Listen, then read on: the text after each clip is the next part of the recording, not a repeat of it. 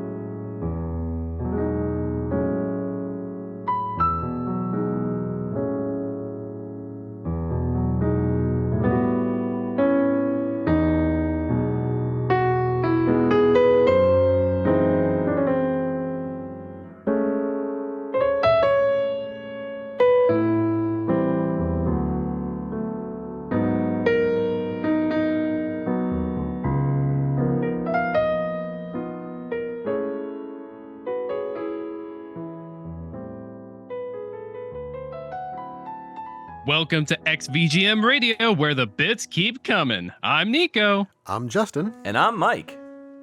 And this is episode 109, Emotional Damage VGM. Heck yeah. Nice. Good introduction, Mr. Niko. Hey, Niko's back, and it's our annual Niko episode where our good buddy NikoTengoku joins us for video game music chat. Heck so, yeah. Super stoked to have him on 5 years in a row. It's been going for a while. It has, and it will continue forever and ever. Yeah, and last year we made him the honorary third co-host for XVGM. That's right. And I am very excited to be continuing our annual tradition of bringing in the new year. Happy 2024, everybody. Yeah. Starting it out right with our favorite New Year honorary co-host. Absolutely. Tell us a little bit about why you picked this theme, Niko. Well, I figured this time we should just take a complete turn from where we've been lately with all of our the themes I've chosen. And I was like, let's do something much more mellow, calm, all these kind of sort of emotional tracks. It's either they do have that underlying emotional theme or just it's emotional to us, you know. Mm-hmm. Both can cross into each other, but I was just like, let's just do something different. And I figured emotional VGM could kind of be interpreted as however you like. I think my choices are kind of definitely reach a bit out there as far as like, yeah, this song is just emotional to me, but it still can be to others. Yeah. No, that's fair. I mean, looking back on the things that we've done, like with that Amiga episode and the Rhythm Heaven episode, we definitely have been doing a lot more like upbeat. The dance episode. The dance episode. Yeah. So this is, like you said, this is an interesting turn. And I got to say, I dig it. I don't think we've really done anything quite like this where we've kind of like just brought it down low and, turn the lights down, play some jazz, get a little, get a box of tissues ready and just have it out. Overall, I really enjoyed this track that you played, but specifically this theme and the tracks that we had to pick were very difficult. at least on my perspective, because I tried to approach it from a very actually emotional aspect, and I'd already played several songs on this very podcast that I couldn't use, because our goal is to not replay songs if we can avoid it. So, I had a couple in the same category. I was like, oh, I can't play this because I've already played it. Right. Yeah, this will be an interesting dive deep into our psyches, our emotional video game psyches, and the music that comes from it.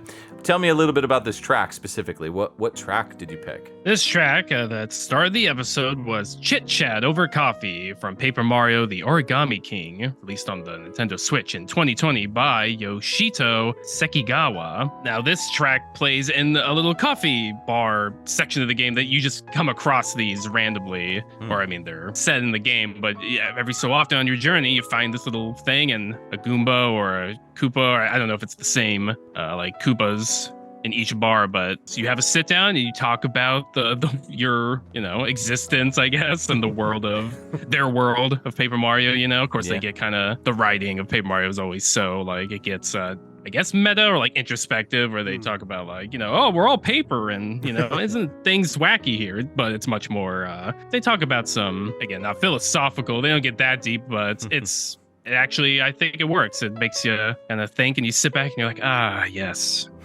Paper Mario. They don't get too existential in these games?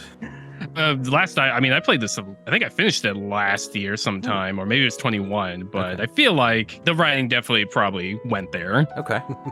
I have not played a Paper Mario since Thousand Door, so Thousand Year Door. 1,000 doors.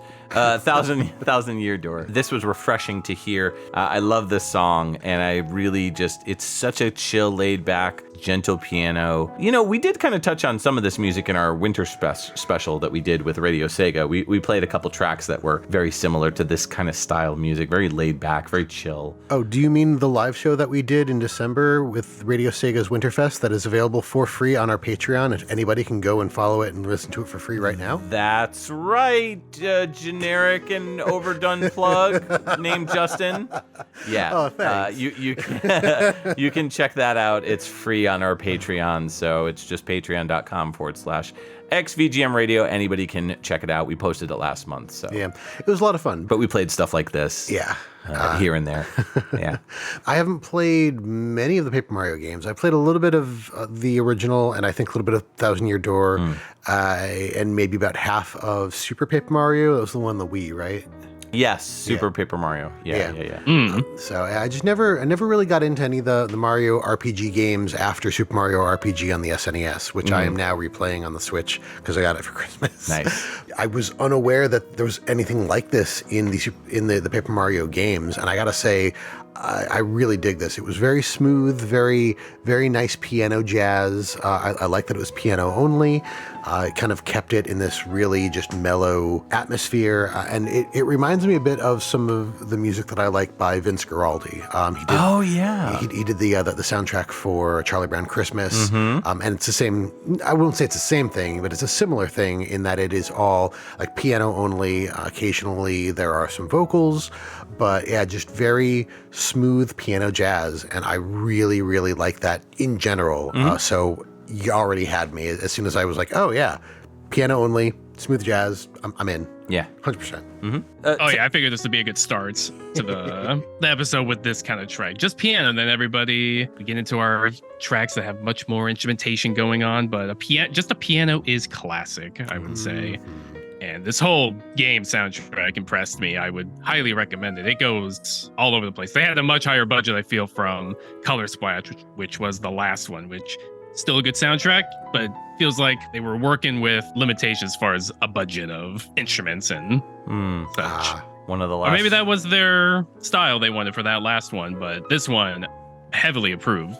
One of the last few remaining exclusives on the Wii U, Paper Mario Color Splash. Tell me a little bit about this composer, if you can, Niko. They just work for Nintendo, of course. Now, this game has more credits in the just composition, but for Yoshito, they specifically say sound director / composition lead. Okay. So I would assume they were the one that did this track, because unless one of the other ones contributed, but as far as my knowledge and research of just who did what, Yoshito is probably the most likely. But yeah, I think they are part of Intelligent Systems. So of course they've done latest WarioWare, Get It Together. Is that that was the I think last that's one before. The newest one, maybe? Yeah, I think so, for WarioWare. Oh, yeah. Yeah. That Smash Brothers, they were part of that for the Arrangement. Wii U, 3DS, and Ultimate as well. So Yeah, everyone's done that. everyone's been a part of that one. Yeah, even I had a song in that. I was just going to say. Yeah. Of course, they were part of Color Splash and Sticker Star for the sound. Yeah. So they are definitely probably the go-to ever since they jumped after Super Paper Mario. Well, let's get into our episode and our main picks. We're going to go round robin as we usually do, and Niko is up first. So we'll go Niko, then Justin, then me, and then back to Niko until we run out of tracks. So Niko, what's your first pick? All right, first pick, I gotta go with Seashore Wars from Donkey Kong Country Tropical Freeze, released on the Wii U and Switch, by David Wise. Cool, let's check it out.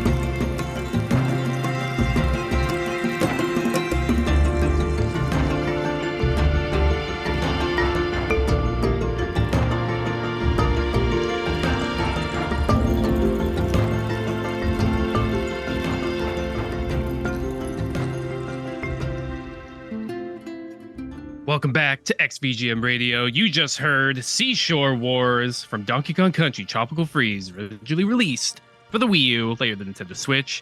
And that was, of course, by the one and only David Wise. Few game composers can pull at the heartstrings the way Mr. Wise can. That was intense. Man, I really love those seashells. Like, I'm just assuming it's seashells since it's called Seashore Wars. You know, like kind of rolling along. You talking about the thing that sounds like icicles falling? That or sprinkles. Sprinkles, okay. Yeah. I don't know. It was tough to tell, but I thought it was like maybe frozen seashells kind of rolling in the sand or something like that. Okay, I can see that too. Yeah. Yeah, the first image that was in my head was just like icicles falling and like shattering. That makes sense actually too, just because, you know, this whole game is like taking place during winter time. So that does kind of fit. That makes sense. Yeah. Why'd you pick this one, Niko? I don't think I could have not chosen the track from this game because, I mean, this is one of the best soundtracks from this past decade of 2010 to 2020. To me, this is like one of the most top because just Dave Wise is a master. This track is like, it's his aquatic ambience and Stickerbush Symphony again. It's just, he did it. He made a compelling, I mean, he always made compelling music, but just, it gets to you, and it got to me the first time. Well, actually, after I heard it, after not playing, because, you know, when you're trying not to die from the hard platforming, you know, can't really get all emotional. But then afterwards, I was like, wow, this track is just incredible. Like, and of course, David Wise is the most proud of this track that he worked on for the game. So it makes sense that that's how he did it again. It's just, I don't know, it's just beautiful. The sound design's amazing. Everything about it is what you would expect hearing David Wise do Donkey Kong Country again, and it's getting me worked up a bit right now because I just think of the last one, which was the GBA port of Donkey Country 3, which was almost like proto Tropical Freeze. Like, it has the same sort of motifs, and I guess maybe he just still carried that sound design into this one, but it was just like, he redid almost all of the music for that, if I recall. He redid it all. Yeah, because it was originally sounds great. It was originally by Evelyn Novakovic, or Evelyn Fisher, as she's called. He took over and redid a lot of the music, and I mean, either way, the soundtracks are great. I mean, she did a great job with 3. I don't really like the game itself, just because I really hate Kiddy Kong, but the music is great in the game. And same here, Tropical Freeze was a real return to form. I really truly think you cannot have a Donkey Kong Country game without David Wise contributing music to it. It's like affiliation with like from Yuzo Koshiro to like Streets of Rage. Like, you couldn't do a Streets of Rage game without Yuzo Koshiro at least contributing one track, you know. So I'm glad that David Wise came back and did this one. Yeah, for sure. As far as like, you know, emotional VGM goes, that guitar really like just took it away. Yeah. And I don't mean like, you know, took away in any negative sense. I mean, it like took that emotion and just like ran with it. It was a very sad, I kind of want to say Spanish guitar. I don't think it really was. I don't think there was like the Spanish technique in that. But it sounded like a nylon string guitar as opposed to, you know, like steel strings. And you get those softer tones from that kind of guitar, and it just really, like I said, ran with that emotion. And then you've got that glockenspiel in there towards the end, just with the that's the xylophone like percussion instrument. Yeah, I was wondering that, like, what that was. Sound. Yeah, it's a glockenspiel. Okay. Yeah, because it kind of almost sounded like something from the Super NES games in terms of the sound style. Like, it sounded like something that you might have heard, you know, in like, you know, Donkey Kong Country 2 or something. So yeah, it's pretty interesting to hear that. But yeah, this game's great. It's a lot of fun. There's a reason why it's still like $60. You know, it's because it's made by Nintendo. Right. But even so, it's well worth. Like, I rebought it on the Switch because it's just that good of a game. It's really good. I have to go back and finish it. I still need to finish Returns as well. Oh, wow. Yeah, I don't know. Something about those games. They're not bad. They're great. They're really well-made games by Retro Studios, who made like Metroid Prime and everything. So they're great games. David Wise, I mean, we've talked about him. I mean, we interviewed him. Who? Oh, geez. Is it episode 50 or 51? I think that was 51. 51, 52? I don't know. Yeah, because 50 was listener picks. Yeah, so maybe 51. Yeah. And that was the Grant Kirkhope, David Wise episode where we interviewed both of them about Ukulele 2. Yeah, the second game, but specifically we talked about how the Donkey Kong Country and Banjo-Kazooie franchises evolved the music in ukulele. Right, like right. Basically were the grassroots for it. So. Yep. So yeah, you want to hear more about David Wise? We've talked about him a lot on that episode and many others. Yes. So I don't think we really need to go into detail there. Nah. All right. Let's move into your next. Or your first pick. Yeah, all right. So my first pick here is going to be from a game called Gris, spelled Gris. Grizz. Yeah, Grizz. Yeah, sure. No. Gris. And it was a 2018 game that came out on the PC, on Steam and whatnot, and on the Switch. The track is Gris Part 1, and it was composed by Mark Albano, Luigi Gervasi, and Gemma Gamara.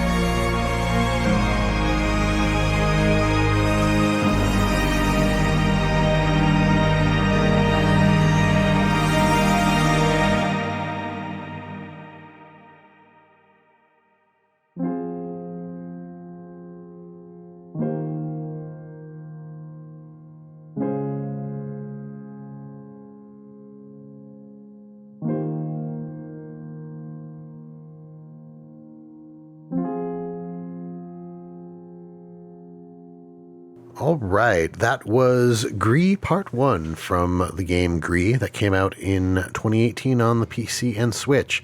Composers were Mark Albano, Luigi Gervasi, and Gemma Gamara. Could also be Gemma Gamara, but I'm going with the alliteration there. Gemma Gamara. Gemma Gamara sounds like a character in like a Marvel comic. Yeah, I was going to say, that's the other thing. Which is a compliment. That's a cool name. Yeah. And just to be clear, those composers are from a company called Berlinist. So the credits in the game credit Berlinist as the composers, and those are the members of Berlinist. So it's going to be difficult for me to not make jokes about the name of this game, Gris or Grizz. Gris. Gris sounds like brie. So I'm like, I love some Gris with like some Triscuits. Some Gris with some Gruyere. Some Triscos, some Espinosa. Yeah. I mean, it's like I said, Gris. I was originally assuming it was French because that's how you'd pronounce it in French, but apparently it was a Spanish studio that did this. The developers were Nomada Studio, and it was published by Devolver Digital. So I've seen the box art to this game. Yeah, for sure. The box art is, I mean, it's just a woman with blue hair wearing a black turtleneck and like a she's single crying. tear running down her left side. Yeah. So an emotional game with an emotional soundtrack, and this was the the emotional track that I picked to play. And it says this is a platformer, like an adventure platformer? Yeah. So I have not played this game. I've seen bits and pieces. It looks pretty good, actually. I may end up picking it up just to check it out. It's got an interesting concept. Like, I don't want to go too deep into the game because there's a lot of just things that you learn about the game as you play it. Like, it starts off very kind of oddly. You play this girl named Gree, and the game starts with you waking up in the palm of a statue of a woman, and the statue is kind of crumbling, and so she attempts to sing or cry out, use her voice, but can't. She just gets choked up, and as she does this, the statue's hands crumble, dropping her into kind of like the play area. Well, we'll call it, but it's like a colorless, kind of just very blah environment. And so, you're kind of trying to reinvigorate yourself and this environment. And so there are lights that you can gather. You defeat enemies and can power structures or gain powers yourself with these mysterious like points that look kind of like stars. Interestingly enough, you do use some of this light to create either stars or like constellations to create like a path for yourself. It's an interesting game, and it's a concept that I cannot recall having seen. Like, it sounds like it might be kind of a combination of a handful of things, almost like Journey and like what's the name? What's that black and white one that starts with a Limbo? Limbo. Yes. Yeah. It seems kind of like that. And I mean, the story itself is kind of sad. Gree has lost something, aside from just her memories. It's kind of a game about grieving, among other things. But this is kind of the opening to the game as well. This track is like how you come in to this very strange world with this very sad song. This was definitely sad. Very emotional. Yes, much emotion, very sad. No, but it's serious. Actually, kind of knew this game. I've seen someone play it, and yeah, it's definitely one of those like Journey. It's like just that art and beauty and style just being, done very well. It looked great. And yeah, just the platforming and the finding out about the story, or just the experience of playing it and getting probably all emotional. The music is definitely what I remember, very touching. And this one is like a great start to the whole thing. Just love that piano, love the voices, any kind of like angelic sounding, like that kind of, like it gets me too. It's just, it's lovely. It's exactly what someone would think for, like an emotional track, especially from this type of game, Yeah, I like that you called out the vocals here, because that's one of the things, I mean, as we will demonstrate throughout this episode, you don't necessarily need vocals to have an emotional song. You don't necessarily, on the other hand, need lyrics to have an emotional song. But, there is a case to be made for each of these scenarios. And I think this is kind of in the middle where, there are vocals, but it's not, there's no lyrics per se. It's just those almost like Journey-like vocals where it's just vocalization. And there's a lot of emotion and feeling in those voices without having to speak words and tell you how to feel. So these composers, though, Mark Albano, Luigi Gervasi, and Gemma Gamara, this is the only game that I see credited for any of them. Just music by Berlinist, Gree 2018. So that's kind of all there is to that. Okay. All right. So I'm up next, and I'm going to play you a track from The Last Story, which came out on the Wii in 2012 in North America, came out in 2011 in Japan. Lost Time is the name of this song, and it's by Nobuo Uematsu.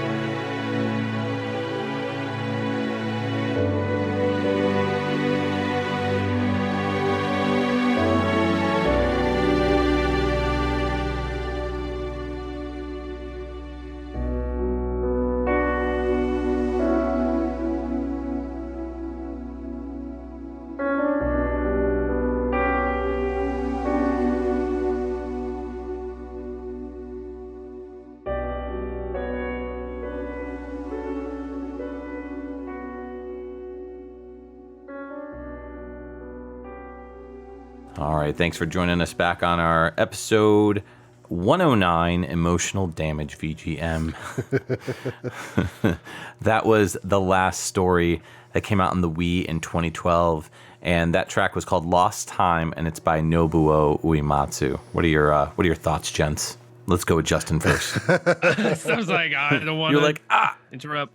I know you're a big Uematsu guy. I am. And there's actually the chord progression that's being used in this reminds me of another song that he did in one of the Final Fantasies. And I cannot, for the life of me, remember what it is. I want to say it's from 7. Okay. But I just, without going and listening through the soundtrack just to find the one stupid song, right. I cannot remember, so I'm not going to get too deep into it.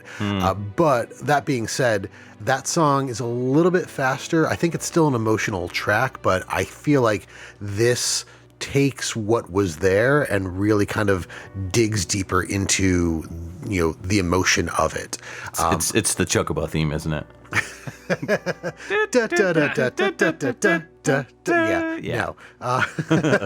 But similar to the intro that we came in on, this was a kind of piano-focused track, which, again, I always perks my ears up and always kind of draws me in.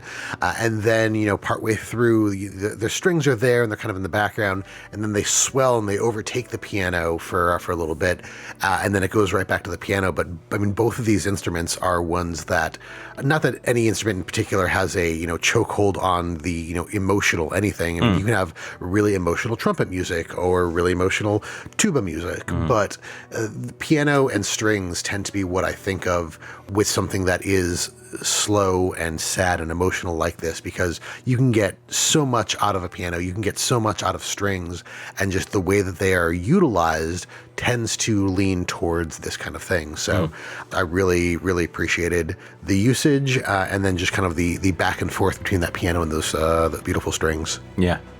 Niko? I would carry a lot of those same sentiments. Modern Nobu is just, still great, still fantastic. I'm, of course, more familiar with a lot of his older stuff because I'm stuck in the past. What can I say? But I actually forgot. I assume, of course, he did the whole soundtrack. It wasn't just like he had just a few tracks, as would happen sometimes. No, this was all him. Nice. Yeah, I forgot. I always forget about the last story. I mean, I remember when the whole campaign for that thing Operation happened. Rainfall. Like, Yeah. Operation Rainfall. Yep. Dope. And I would say it was good, so we still got this game and the soundtrack, because, I mean... It would have been a crime if we didn't. Absolutely. Yeah. Have either of you played this game? I have not. No, I own it, and I just have not gotten to it. Oh, you totally should. This is actually one of the games that I often forget is on my backlog, and right now I am... stupidly split between 3 JRPGs, but I'm in the middle of playing Star of Seasons. Sea of Stars. Yes, Sea of Stars. And its sequel, Star of Seasons. It's just Coming soon. Yes. So Sea of Stars I started a while ago, and then as I mentioned, for Christmas I got Super Mario RPG, and I also got the Final Fantasy Pixel Remaster Collection. Oh man, you're gonna be busy for the 2024. Well, so that's what I thought too, and I don't know if they added some quality of life things to Pixel Remaster, but I am legit. I'm under 10 hours in Final Fantasy 1, and I feel like I'm halfway done. I played that game a number of times. I thought you were gonna say something different when you were explaining this. Oh, I thought you were gonna be like, and then I realized I'm a busy adult. Oh, I mean that too. Yeah. But that's the thing. I'm a busy adult that's currently in the middle of 3 JRPGs. Oof. But Final Fantasy 1 will probably go quicker. And when I'm finished with that, I'm not going to jump right into Final Fantasy 2. Final Fantasy 1 is just it's a nostalgia hit for me. Also Nobuo Uematsu. Sure. And so I'm kind of getting through that, and I'm surprised how quickly I'm getting through it. As Niko said, this is one of the Operation Rainfall games that fans petitioned to try to get to be brought overseas to non-Japanese audiences.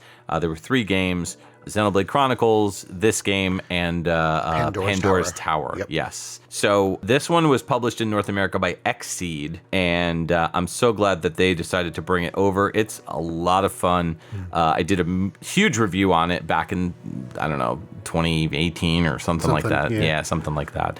It's like a action RPG in the sense that you move around the towns and the places like you would any third-person JRPG that's a 3D game, but when you get into battles, it's real time. I don't know. I'm not going to get into the combat, but basically all you need to know is it's got action elements in the sense that you can move and dodge and stuff like that, but it is still sort of turn-based as well because you're controlling other characters. You only play as the main hero, Zale, but you can like do other spells and other attacks with other characters that you have on your party. This has a lot in common with Chrono Trigger in the sense like the kind of the style of the plot, not necessarily like that it's a time travel adventure, it's not, but like there's a lot of key elements that are, I guess, JRPG tropes, like, you know, you meet a woman and like, you know, you think she's really pretty and then it turns out she's like, you know, no, like, you know, she says her name's this, but it turns out her name is that. And, you know, she's getting married to the bad guy and, you know, this and that. So I won't bore you too much with the details on the game. It is great. Go play it. But it's basically you're playing as these band of mercenaries led by Zale, who are ultimately just trying to work within this city called Lazarus City. That's where you are for a good majority of the game.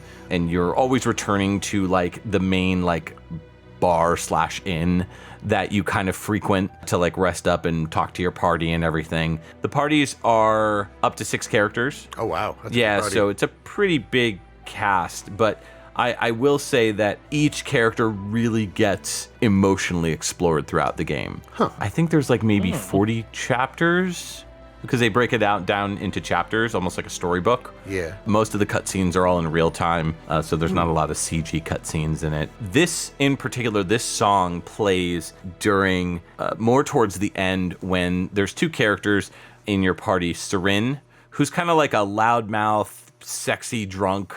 You know, she's like the you remember her. She's like the Ryoko Yes. of the group, you know, like where's the next fight? I'm drunk. Let's get laid, you know, that sort of thing.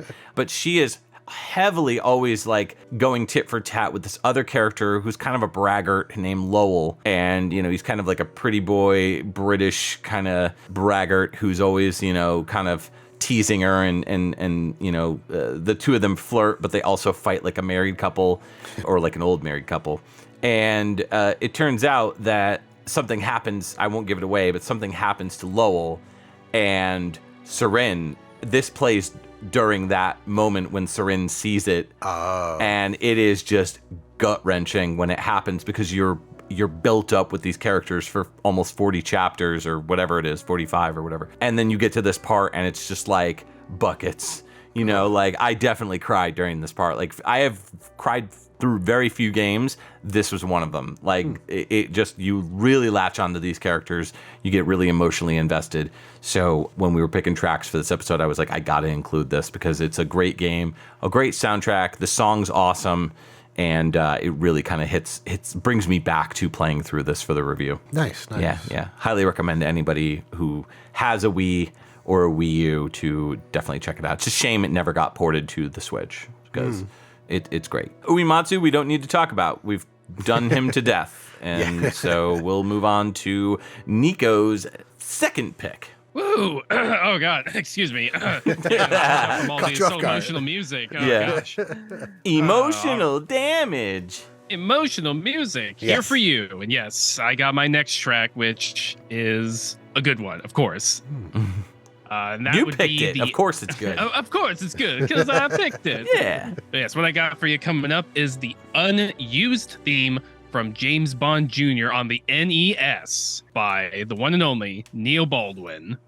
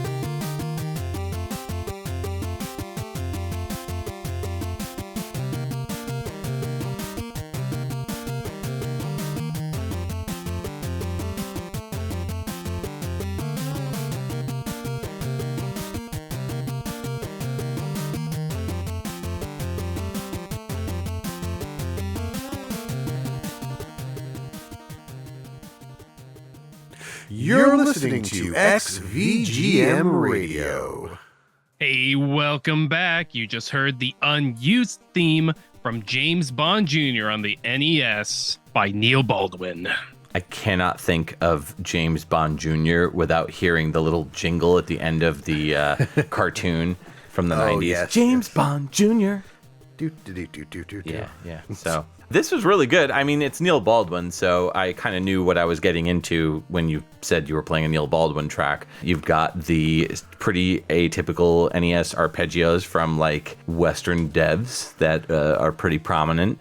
A lot of the same stuff featured in like the Commodore 64, the early NES stuff that a lot of those Western composers were doing, particularly in Europe. So it was great. I also get a sense of calm with this one that I don't normally hear. This is very like oceanic, if you will. So I'm not sure what this theme was kind of going for.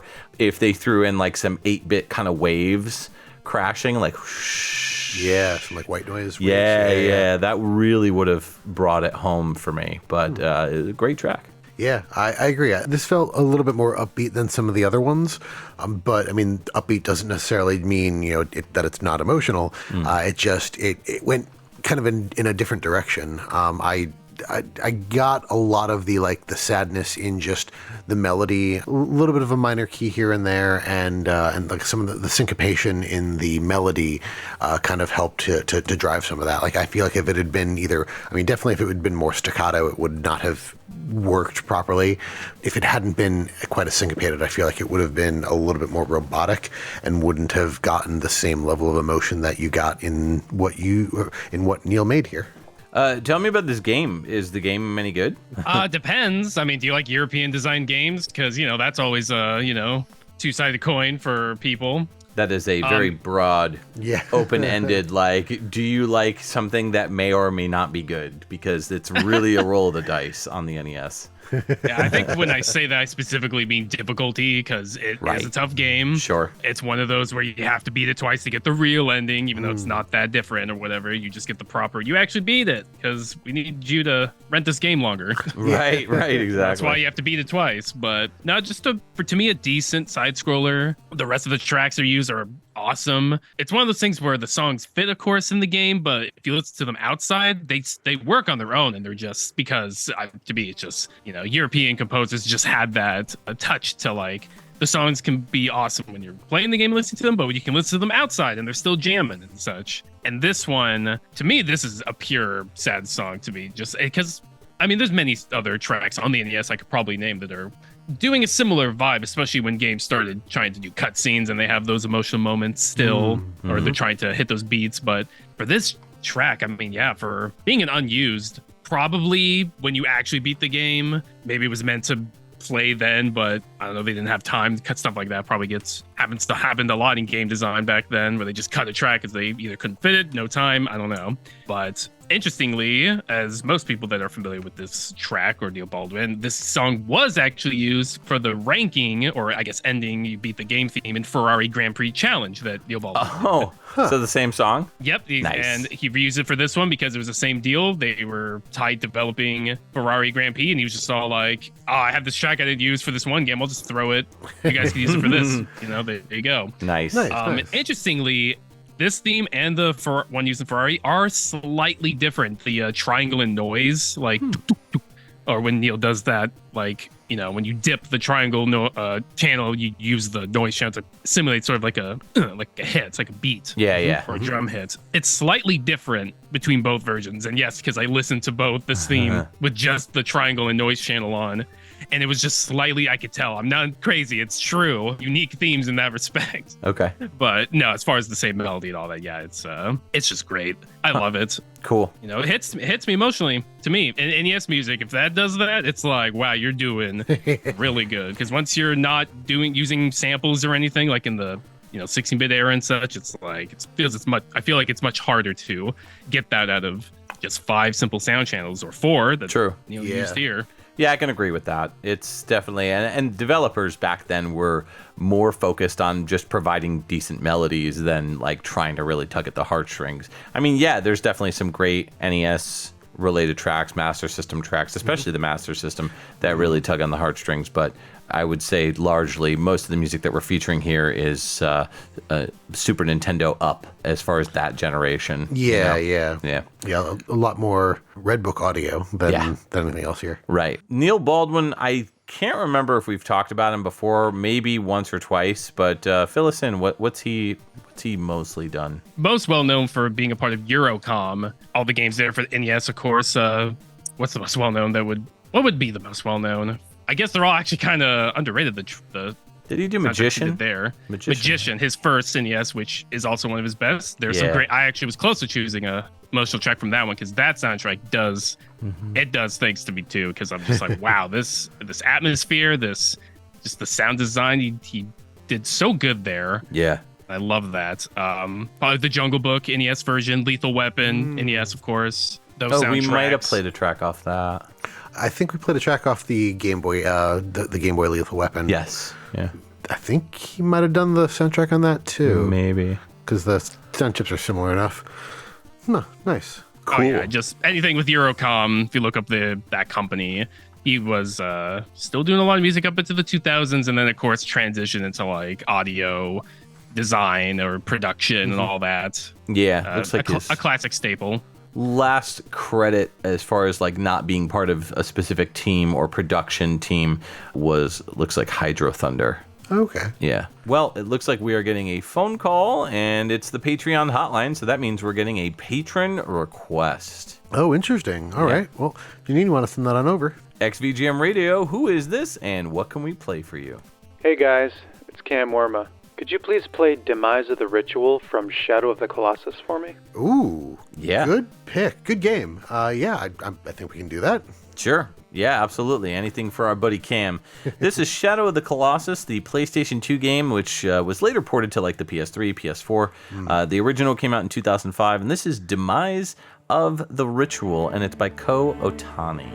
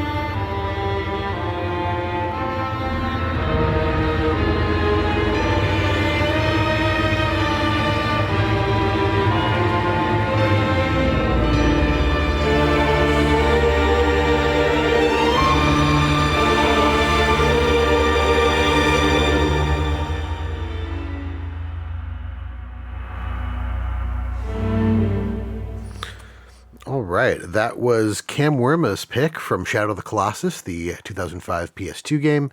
Demise of the Ritual was the track, and it was composed by Ko Otani. Now, before we get into anything else, Cam did want to hang on the line because he had some things to say about this track. So, Cam, why don't you take it away? When I think of VGM that evokes emotion, I usually think of games for which I have a lot of nostalgia. Games whose soundtracks can instantly transport me back to my days of innocence. I'm sure many of you can relate. For me, it's mostly the standard fare: NES, Super NES, Genesis, PSX, a handful of Game Boy tunes. But my emotional track pick doesn't fit the usual nostalgia bill, though had I played it at the time of this game's release, it likely would have. For many years, Shadow of the Colossus had been on my radar, but for whatever reason, I just never got around to it, until I saw it at Retro World Expo 2015, a full 10 years after its release. My time had finally come. I was immediately hooked by the prologue. The scenery, lighting, realistic character animations, and of course, the music, kept my interest piqued and the controller firmly in my grasp. This game's soundtrack does more than most to bolster the experience. Music is sparsely placed, mostly serving to illuminate intense set pieces and signify impending moments of revelation, intrigue, bittersweet victory, and sadness. This track, Demise of the Ritual, is the ultimate culmination of struggle, perseverance, and loss. By necessity, I have to spoil a section of the final stretch and finale of the game. So, if you've not yet played Shadow of the Colossus, but plan to, and have managed to avoid spoilers to this point, you may want to mute and check back in a minute or two. This track plays upon reaching the apex of a strenuous climb to the final Colossus, immediately following a cutscene wherein your loyal steed and only companion throughout the game falls to the Ravine River, far below the bridge that failed to support you both. As a final act of loyalty, as the bridge gives way, she launches you off her back to safety as she loses her footing and plummets to her demise. I give perhaps more spoilery details than are necessary to help illustrate the weight of the moment after you've climbed in an increasingly intense rainstorm, the only music playing being the sound of the buckets of rain and unrelenting wind. Reach the precipice and are presented with a bottom-up pan of the gargantuan humanoid figure, colloquially known as Malice. At this time, as he awakens and sets his sights on you, the player, Demise of the Ritual begins to play. The track beckons you as if to say, "You've been through so much, and your odds of success are slim, but how could you possibly give up now?" Malice's feet are fixed, so he can't move. Nonetheless, he attacks you viciously, with laser-accurate blasts of deadly electrical energy. Your only course of action is to run the gauntlet, desperately dodging and diving as you sprint to the next underground bunker, where you can find momentary respite. The violent thunderstorm, coupled with the melancholy music, help to create a beautiful sequence that brings a sense of hopelessness, yet fosters determination. With no dialogue or exposition, it's the most outright emotional final sequence of any game I've played, and never fails to pull at my emotions, no matter how many times I play the game or just listen to the music. The track ends and transitions to the next one as you reach Malice's feet and prepare for the final climb, right up the man himself. Bringing him down for the first time was an emotional moment itself, one I'll never forget. But without Demise of the Ritual leading up to it, the emotional weight of the experience might have been lightened. Apologies for the long testimonial, but I hope you enjoyed it and felt a little something listening to the track, whether or not you've played the game.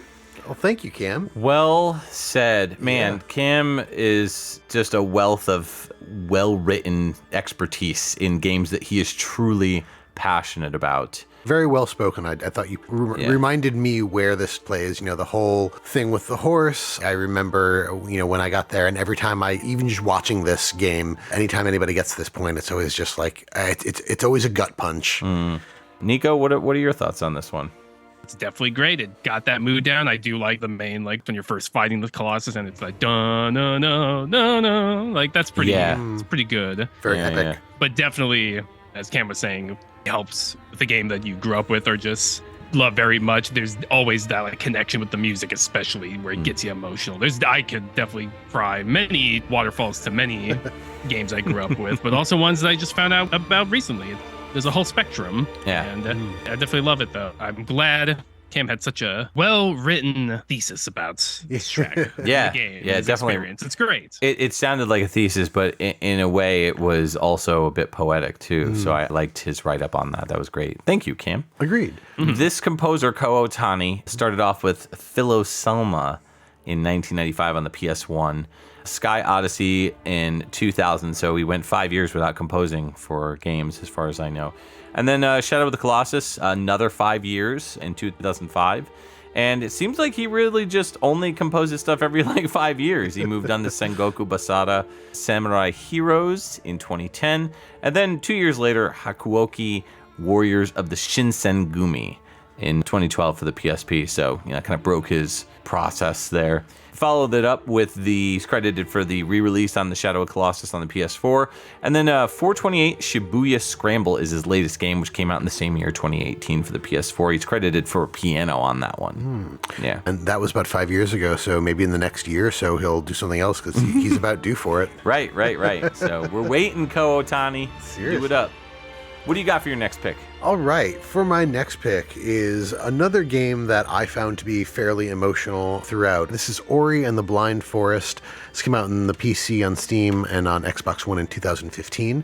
The track is The Sacrifice, and it was composed by Gareth Coker with vocals by Airily Brighton.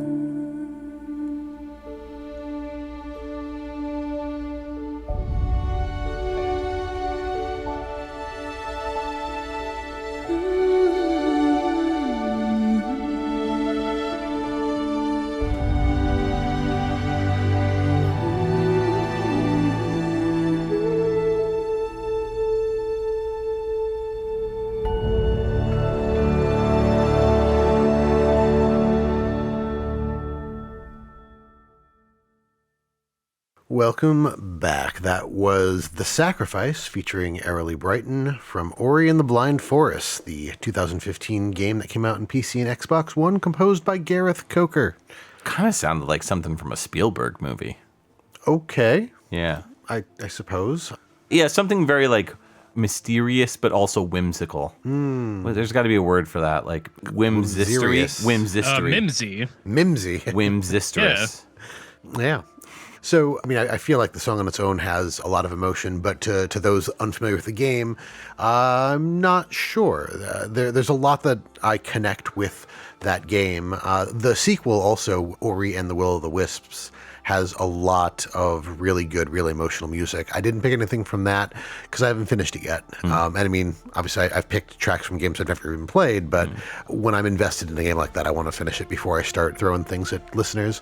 This song comes towards the end of the game, and it's been a while since I've beaten it, so I'm racking my brain right now trying to remember exactly what happens. And I don't know if I want to spoil it or not, but I mean, this game is from 2015. It's been a while. So does the forest get their vision back? Yes. It took me a minute to process what you said. I was like, what? Yes, in a sense, the forest is no longer blind because it is the light is returned to it at the end. There's a moment at the end of this game where throughout the game you're being kind of harassed by this quote unquote evil bird crow thing, and you don't really exactly know why, but as you go through the game, you get the story as to what happened, why the forest lost its light, why this bird is so angry and constantly trying to stop you from doing things.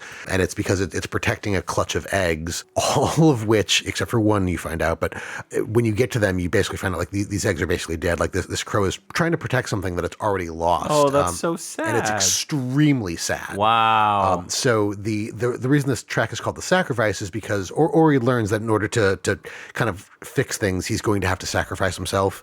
And that's what happens here is he sacrifices his light to return light to the forest, and also kind of revives one of these eggs.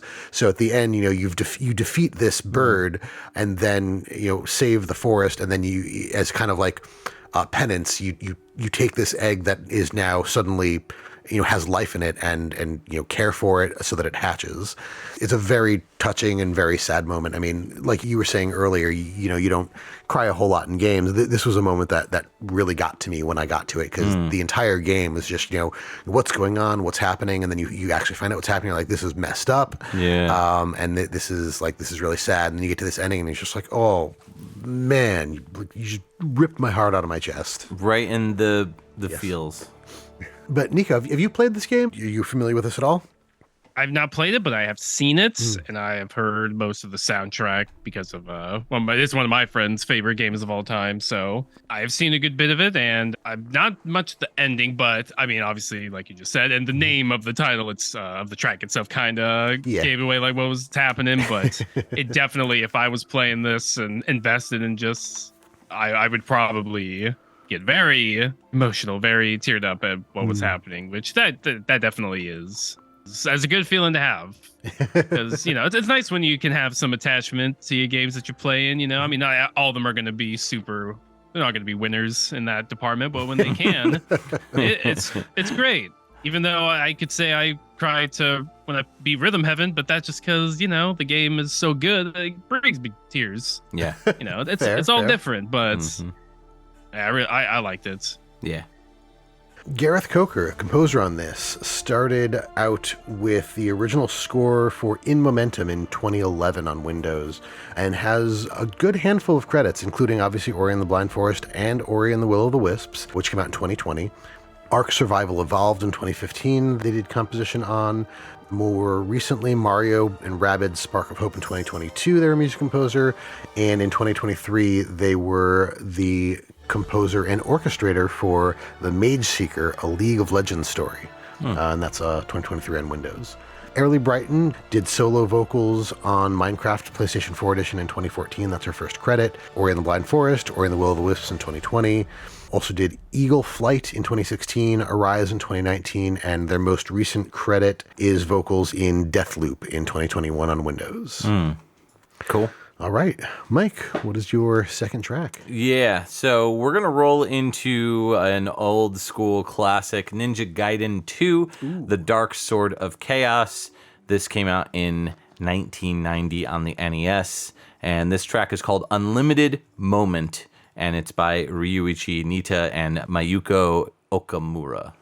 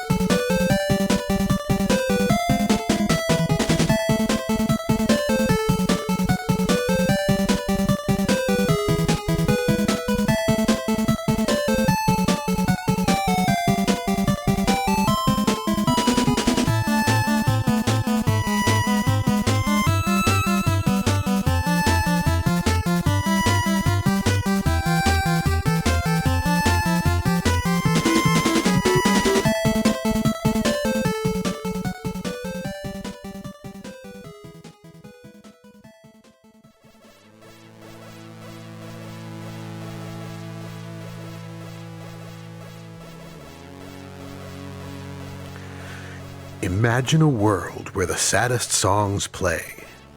Now, imagine that they're all video game songs. That's right, we're talking about Pure Moods. But this isn't your daddy's Pure Mood CD with Enya on it. No, this is Pure Moods VGM Volume 1. For just $599, you can weep to the somber sadness that is video game music's best sad songs for sad moods, for sad dads, and sad moms. Are you sad? Do you like video games? Do you like video game music? Are you from Florida and you can't move? Well, we've got the album just for you. We offer 40 tracks on 50 CDs or 35 tracks on 100 cassettes, all for the same great low budget price. Act now and we'll throw in a bonus 12-inch vinyl with one song looped over and over on each side for free. Hear the melancholy finale to Legend of Zelda: A Link to the Past's ending theme.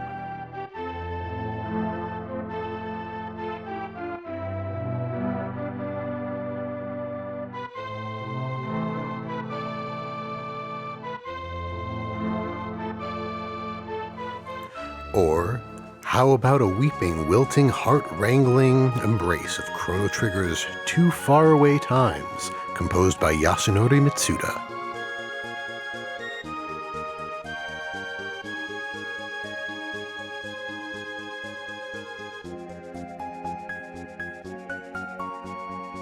Maybe you want to get real big sad. How about a sad song like the one from Super Mario RPG? Get the tissues ready.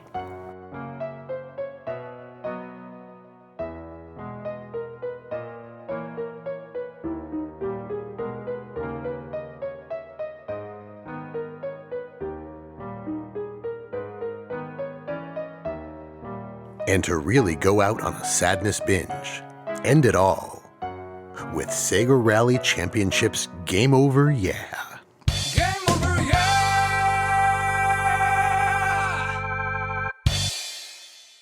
Yeah, eventually, everyone gets a game over. Yeah! Share this album with your loved ones before they get a game over. Yeah. Please buy this album so you too can hear the emotional journey of VGM the way it was meant to be heard. Sadly, big sadly, buckets of tears.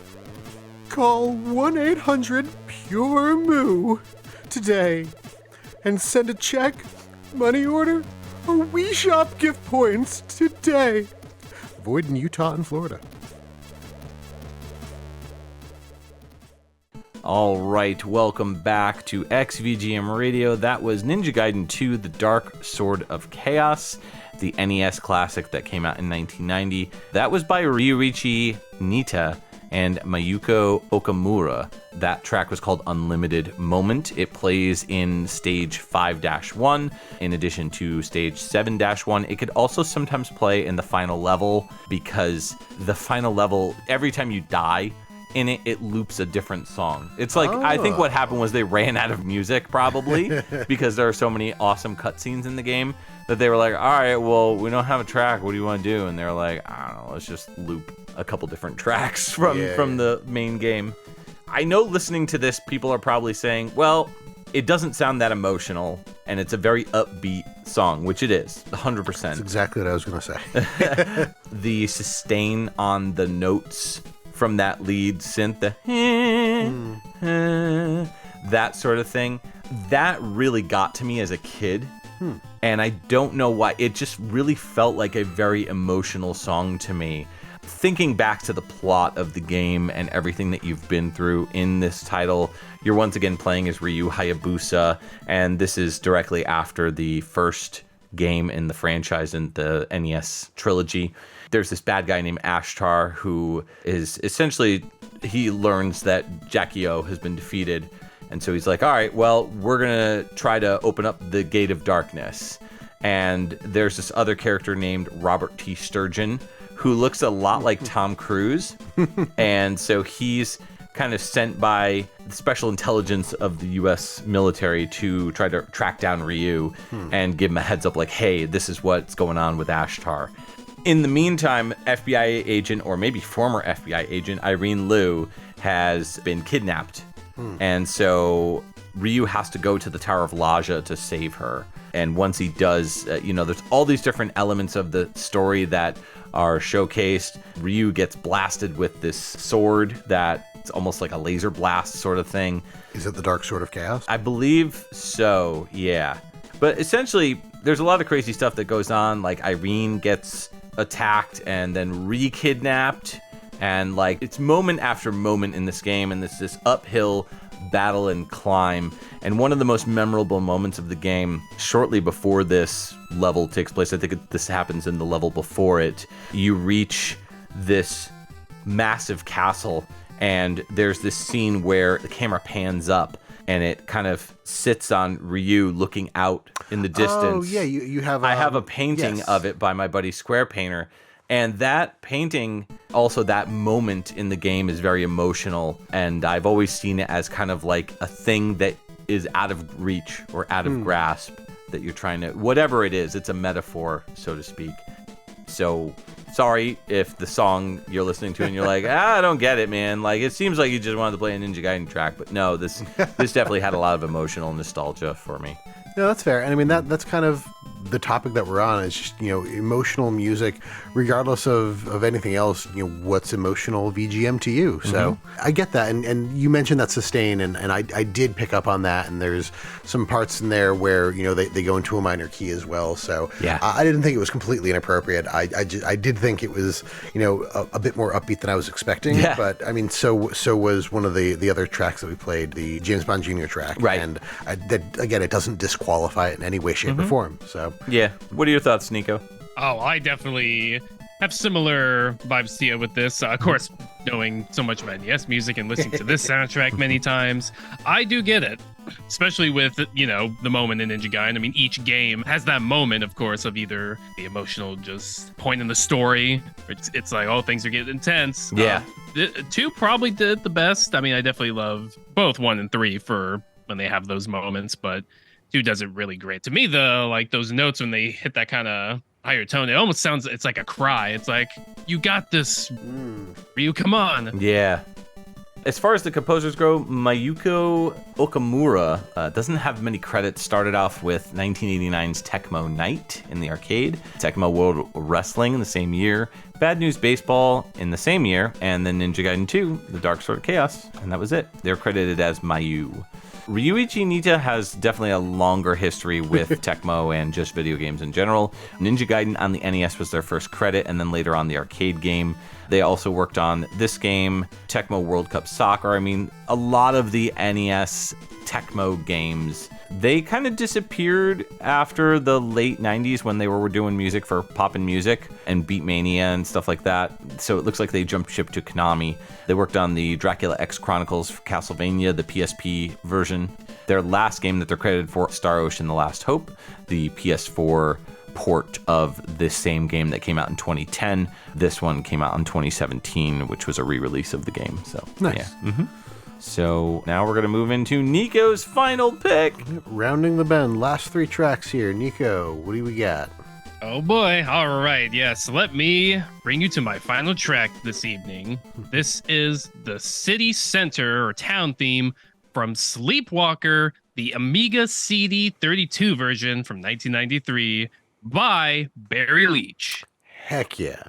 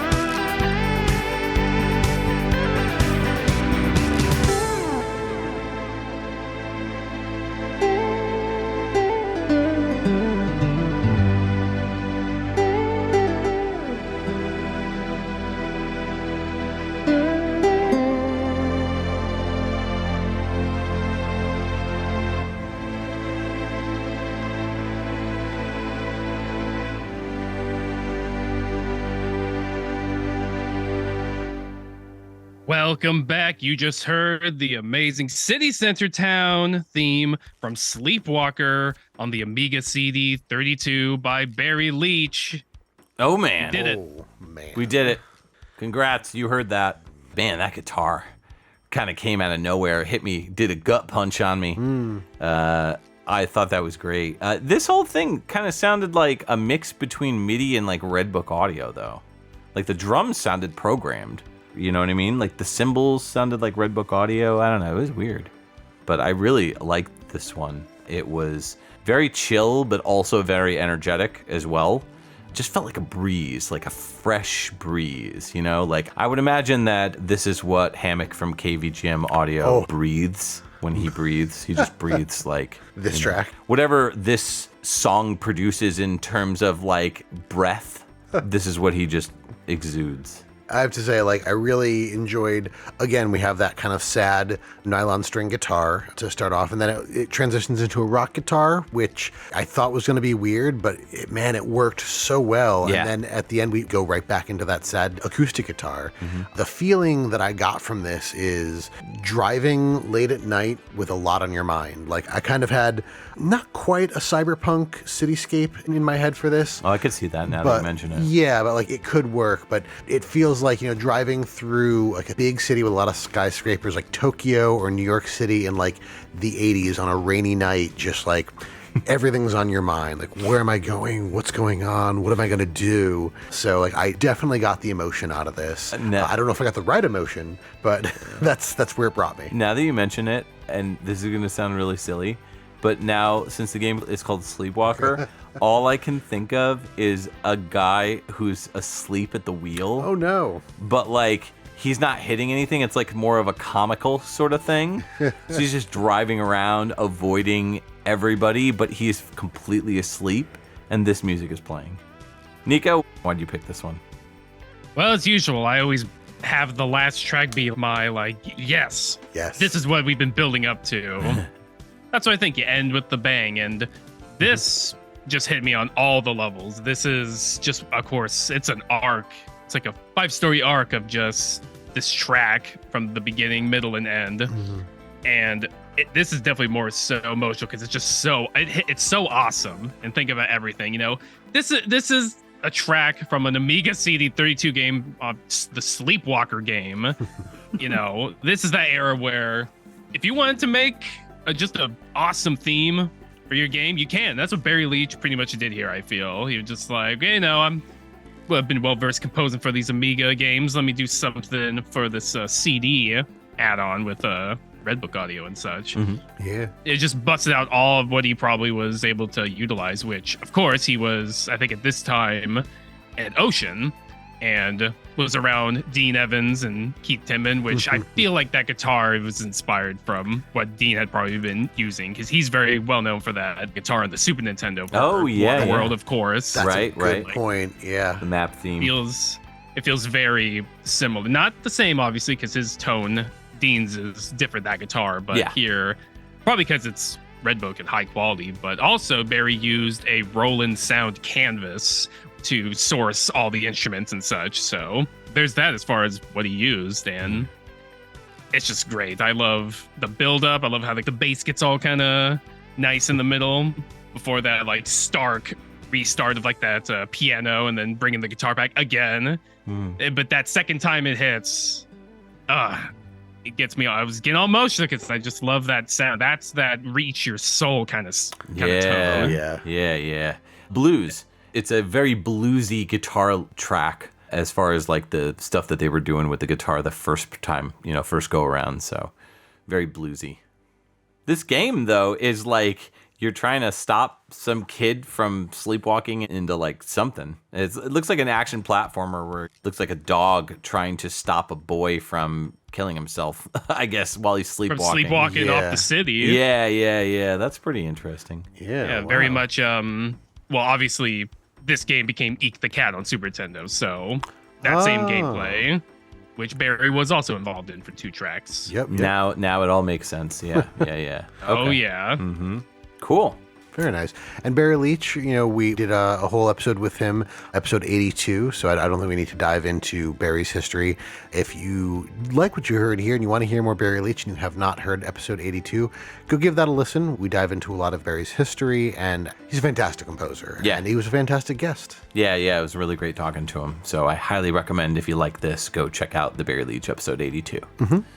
All right, your final track, Justin. Yeah. What are you closing us out with? I am going to play a track from Final Fantasy IX. Now, I did play what I think is the most emotional track from Final Fantasy IX way back, I think probably on Justin's picks. That would be Melodies of Life. But Final Fantasy IX has a ton of good music and very emotional tracks. So this is going to be You're Not Alone, composed by Nobuo Uematsu for Final Fantasy IX on the PlayStation 1.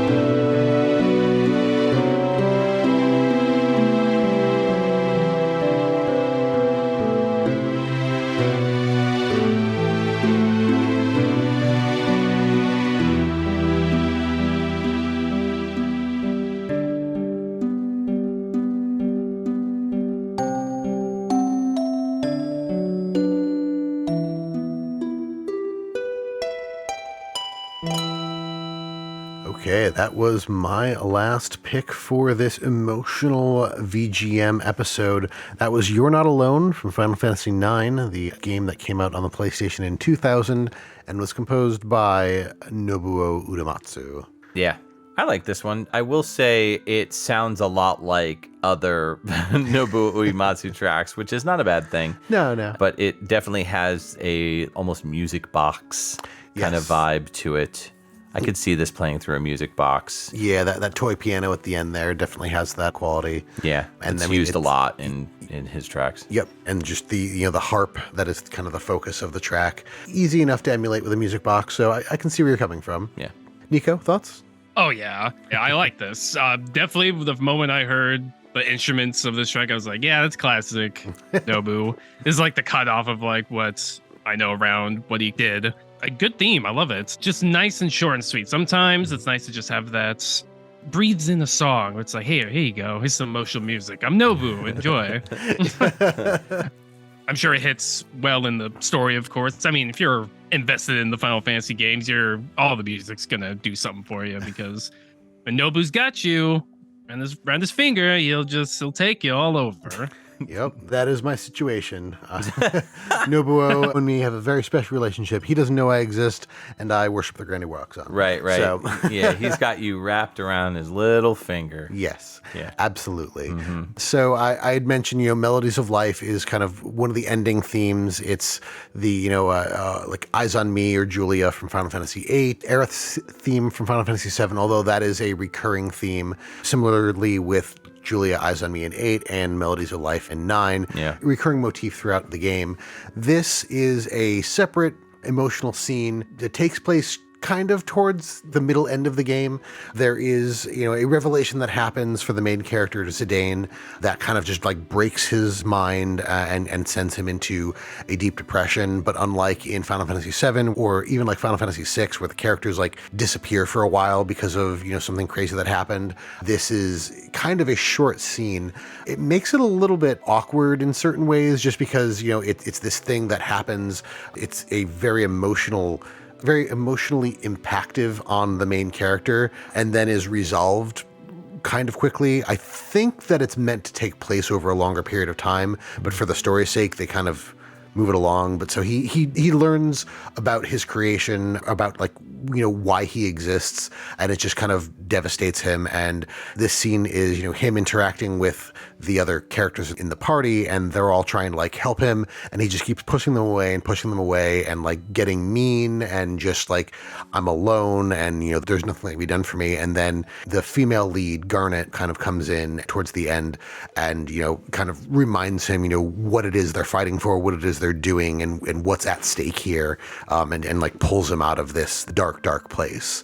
So it's like Niko said, it's very short and sweet and to the point, and it's obviously like that in the game as well, which is a little weird to just have this moment and then resolve it so quickly. But at the same time, I think they just did it for story purposes. Like, hey, this game is already 3 discs long, and we have a 30-minute ending cutscene. Let's move this along. Let's here. wrap it up. Yeah.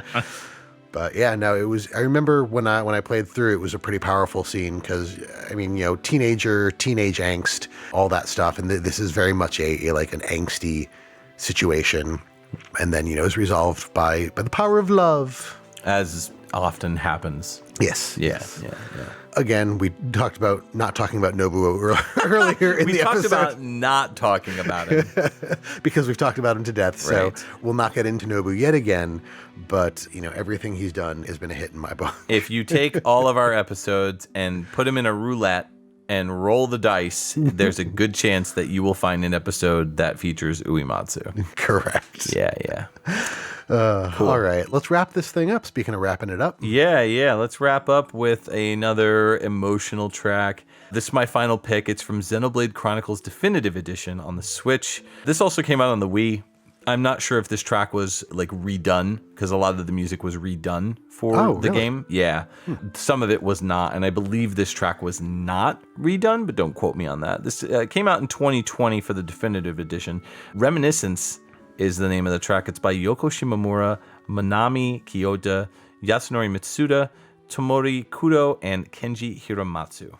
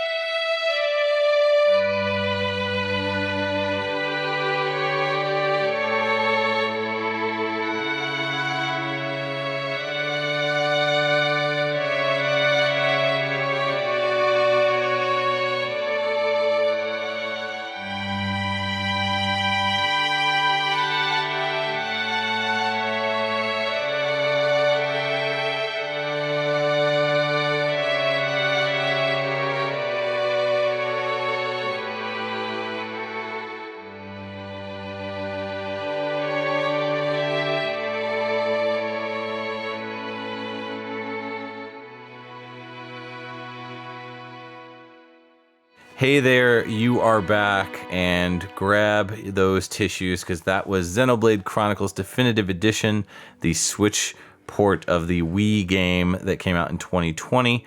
That track was called Reminiscence, and it's by Yoko Shimomura, Manami Kiyota, Yasunori Mitsuda, Tomori Kudo, and Kenji Hiramatsu. What are your thoughts on this one, Justin? Ooh. Funny that you mentioned the music box in the last track that I'd played, because the whole like first half or 2/3 of this, I was just like, this feels like a music box playing a very sad song. And then it became so much more. I was really surprised. Yeah. Niko? Yeah, it was a good track. I liked it. It's very gentle. And I feel this is, from the intro track I chose to this, like, and the scope we've explored, thank you. Mm-hmm. I think this kind of is the nice like wrap up of everything. It's just the gentle like tuck you into bed, it's okay. You had an emotional day, but there will always be another day for emotional damage. VGM. You had a bad day, you listened to some sad VGM. Yeah, I can agree with that. This really kind of resonated with me and reminded me a lot of Chrono Trigger, which is no surprise because Yasunori Mitsuda is involved, and he was on that one as well. I have a lot of emotional connection with this game. This song plays particularly when there are emotional moments between the characters, either a character dying or a character realizing that they can't give up, that sort of thing. All the characters are great in this for the most part. I would say the only character I couldn't stand was the Nopon characters, which is, they're the Kate Sith of the story. Not in the sense that there's any kind of twist for who they are. They are good guys through and through, but they're just super annoying. They talk like Jar Jar Binks, kind of, in a way, like referring to themselves in the third person always. And, the main cast of this game, all the human characters are phenomenal, really well written and voiced. Shulk delivers some really gut-wrenching moments when his childhood friend dies in the very beginning of the game. Oh, jeez. It's just so emotional. This track really, to me, is emotional damage for sure, because it really just kind of spells out, like, if something bad happened to a character in a game, like, this is when this track would play. I like, though, that it doubles for good emotional moments, though, between characters where they can be like, yeah, like, I really screwed up back there, but, I'm going to pick myself up, I'm going to dust myself off, and I'm going to move on. I can do better, that sort of thing. So this track plays quite a bit here and there throughout the game, as a lot of the post-boss battle tracks do. Phenomenal game. I cannot stress this enough. I've talked to death about this game on the podcast. If you have not played Xenoblade Chronicles, do it. If you want, get the Switch version. It's got better graphics. They redesigned the characters so that they're a little more anime-esque and less the lower resolution characters from the original. But man, the performances are great. Phenomenal story. I won't go on and on anymore about it because just play it. If you own it, or even if you don't, go get it, go play it. It's one of the best JRPGs I've ever played. Like, ranked right up there with Chrono Trigger, Final Fantasy VII, Final Fantasy V. The composers on this one, Yoko Shimomura, I mean, we've talked about her quite a bit on the show. Phenomenal. Just did the Super Mario RPG re-release. Oh, yes. Yeah, so updated music. Live Alive, she did the original soundtrack to that, and she's credited for the re-release. Going way, way, way, way back to Samurai Sword on the NES, came out in 1988. I think that's a Famicom exclusive. She did Final Fight. She's responsible for Legend of Mana on the PlayStation, which came out in 1999. Kingdom Hearts, Mario and Luigi Superstar Saga. I mean, the list just goes on and on and on. She's great. Then that's about all I'll say about her. I think both her and Yasunori Mitsuda we've talked about almost as much as we've talked about Nobuo Uematsu. Yeah. Manami Kiyota is a new name that I have not seen too much of. I'm sure we talked about her when we played tracks from this previously, but her first game was Poke Park Wii Pikachu's Adventure in 2009.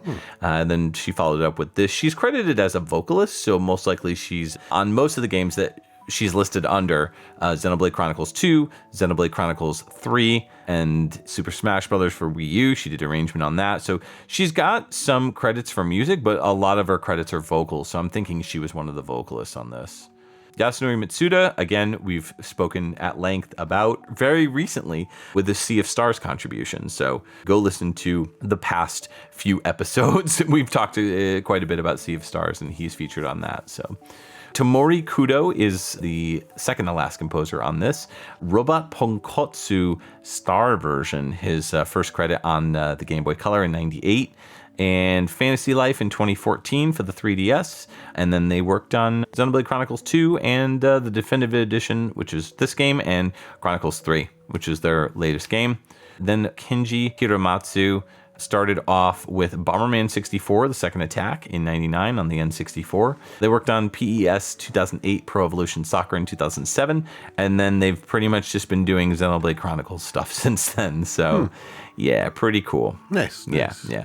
This is the time of the episode where we talk about our favorite picks. We pick our favorite track from this very emotional episode. We're going to have our guest of honor, who is also our third co-host, Niko.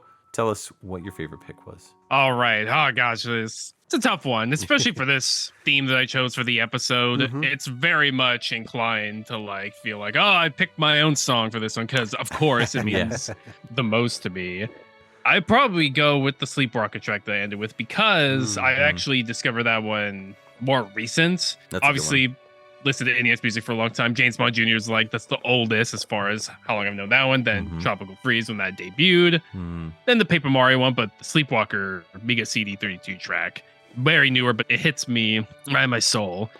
And, it has that bit of there's going to be sad times, but you're going to rise up and continue on to get to the better times and have even more emotional damage, but happy edition instead of sad edition.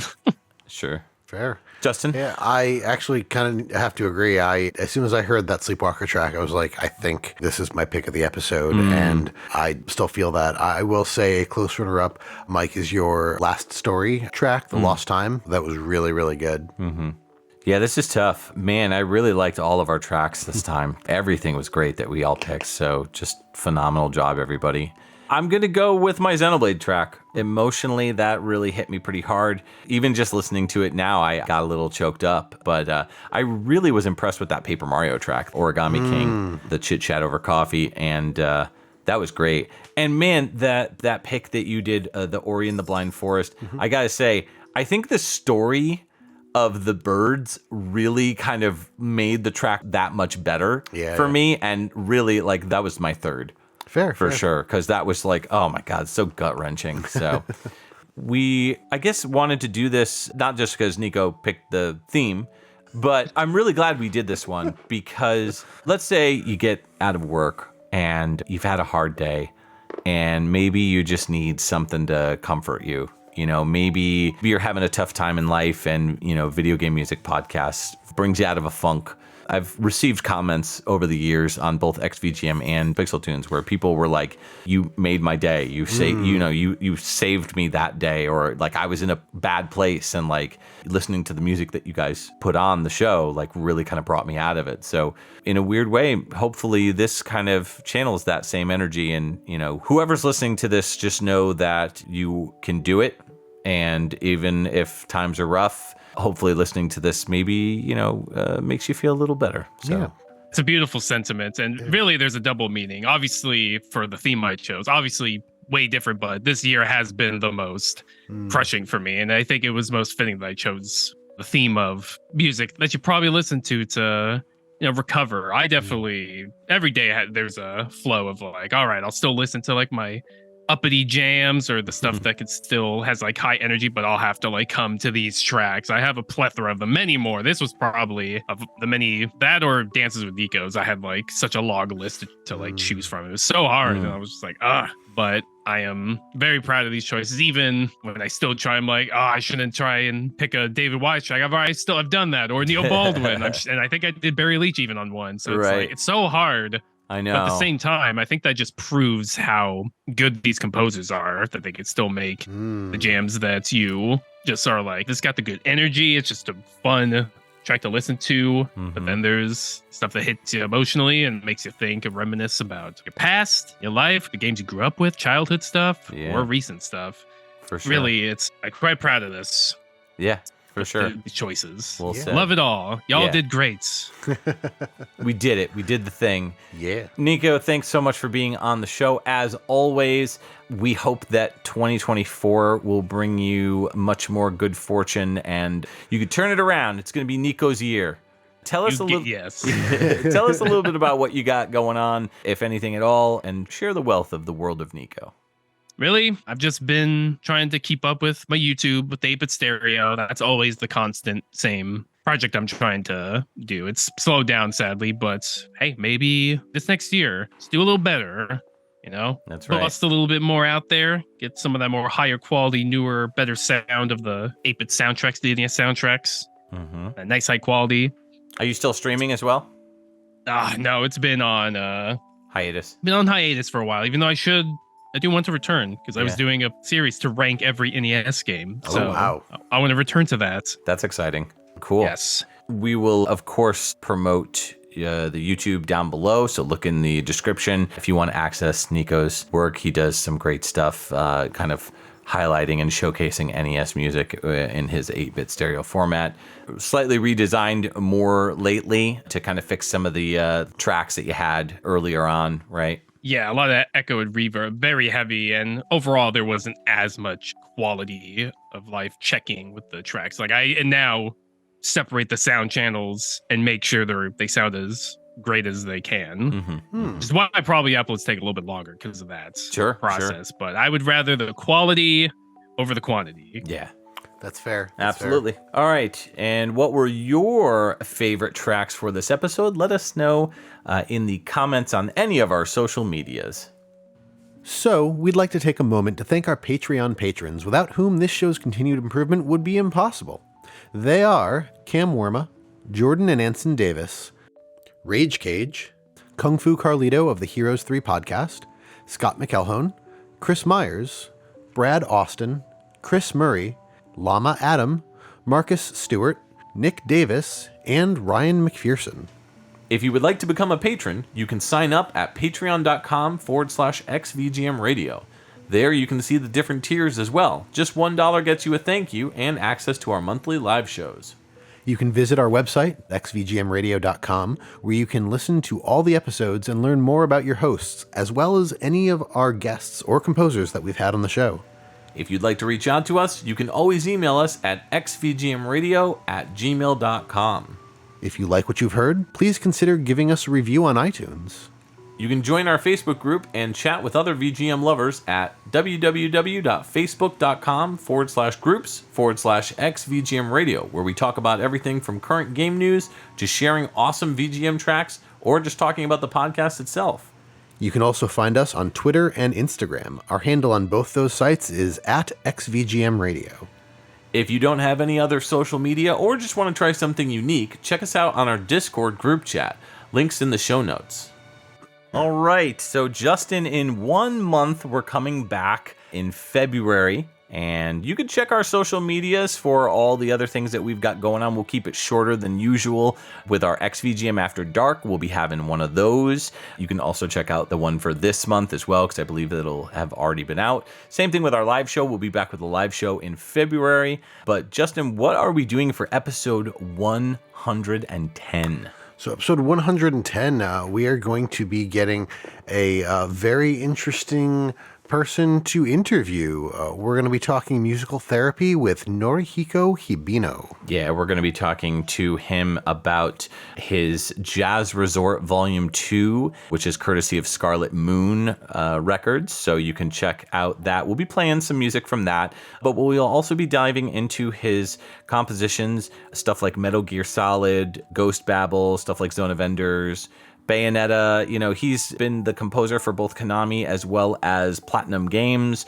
So I think this will be a really unique and different and interesting episode, which is our goal, which is what we always want to bring to you all. So we'll see you in 4 weeks. This is Mike. And Justin. Oh, and Niko. Heck yeah. Signing off for XVGM Radio.